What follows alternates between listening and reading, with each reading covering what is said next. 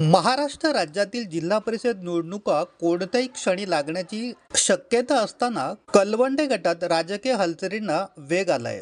Advocate गीताताई Jadhav यांना निवडून आणण्यासाठी व्यापक रणनीती आखली जात आहे. गाव आणि वाडी पातळीवर संघटना मजबूत करण्यासाठी भर दिला जात असून निवडणुका जाहीर होण्यापूर्वीच गाववाडी पातळीवर बैठकींचा सपाटा सुरू झालाय. विकास उर्फ अण्णा जाधव यांना विविध ठिकाणी बैठकींना पाचारण केले जात आहे. जिल्हा परिषदेच्या निवडणुकांसाठी बलाढ्य पक्ष आपापली ताकद वाढवण्याच्या प्रयत्नात असतानाच कलवंडे गटातील नागरिकांकडून ॲडव्होकेट गीताताई जाधव यांना उमेदवारी देण्याची ठोस मागणी पुढे येत आहे. भूतकाळात जे काही घडले ते झाले, मात्र आता आम्ही आमचा निर्णय ठामपणे घेतला आहे असा स्पष्ट आणि ठोस सूर नागरिकांच्या बैठकीतून उमटत आहे. लोकशाही प्रक्रियेतून सक्षम नेतृत्व पुढे यावे हीच भावना या बैठकीतून अधोरेखित झाली आहे. येणाऱ्या जिल्हा परिषदेमध्ये आपल्याला हक्काचा माणूस कोणीतरी उभा करायचा की जेणेकरून येणाऱ्या दिवसामध्ये आपल्याला खऱ्या अर्थाने इथला असणारा स्वातंत्र्य, समता, बंधुत्व एवढंच नव्हे तर आमच्या असणाऱ्या अडीअडचणी,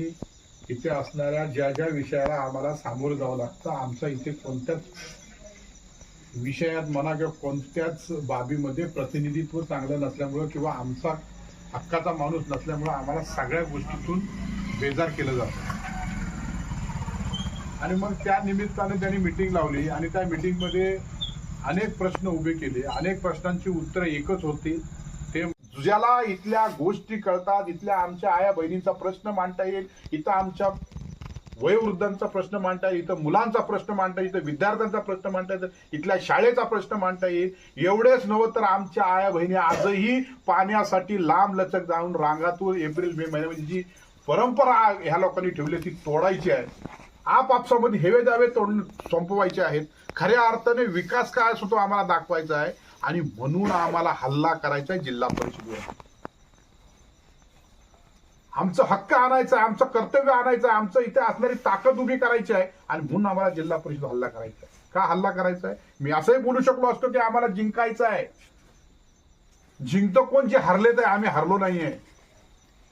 खऱ्या अर्थानं आम्ही एक आहोत आणि हीच वेळ आहे की आमचा चांगला प्रतिनिधित्व पाठवण्याची.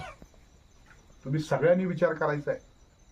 वर इकडे जा तिकडे जा अशी परिस्थिती निर्माण केली सुतारवाडी. आले ना 75 वर्षानंतर आम्ही आत्ता कुठे डोंगरातून पाणी घेऊन आलोय. बरोबर सुतारवाडीत ही परिस्थिती आणली आम्ही. लक्षात घ्या मी काय बोलतो आहे बहिणीनो. ज्याने डोक्यावर घेऊन नाचलेला ते 75 वर्ष झाली आम्हाला पाणी आणायला. 75 वर्ष पाणी आणायला म्हणजे इथल्या प्रतिनिधीच्या किंवा ह्या पद्धतीची परंपरा आम्ही कधी मोडणार? किंवा कुणीतरी आम्हाला सांगायचं की हा माणूस उभा केला आणि त्याला तुम्ही निवडून द्या. निवडून आल्यानंतर त्याने मात्र आमच्या कोणत्याच गोष्टीकडे लक्ष द्यायचं नाही आणि फक्त आम्हाला 5 वर्ष अंधारात, काळोखात आणि आमच्या अडीअडचणी, आमच्या असणाऱ्या संघ लढ्यामध्ये आम्ही आमचाच माझ्या इथला समूह बसल बिचाऱ्यांनी जमीन देऊन कधीच 4-5 वर्षापूर्वीच मला वाटत जाहीर केलं होतं की जमीन देते म्हणून. पण समूह इथं सभागृह बनावं, इथं पोरं बसावे, त्यांनी अभ्यास करावा, त्यांनी काहीतरी त्यांचं चैतन्य निर्माण करावं. एकाही मायच्या लाल पुढाऱ्यांनी येऊन थुंकून बघितलं, तुमच्या मन समजून घेतलं नाही, तुमचे विचार समजून घेतले नाही, तुम्हाला पाठीवरनी हात फिरू शकले नाही. फक्त यायचं सगळे लेंग घालून उतरायचं, मावशी काका नाना करायचं, पाठीवरनी हात फिरवायचं, मतदान घ्यायचं, 5 वर्ष सपाटायचं. हे किती वर्ष आम्ही सहन करायचं. अल्पावधीतच लोकप्रिय झालेला भारताचा बुलंद आवाज आपला Bharat channel subscribe, share, like आणि कमेंट्स करायला विसरू नका.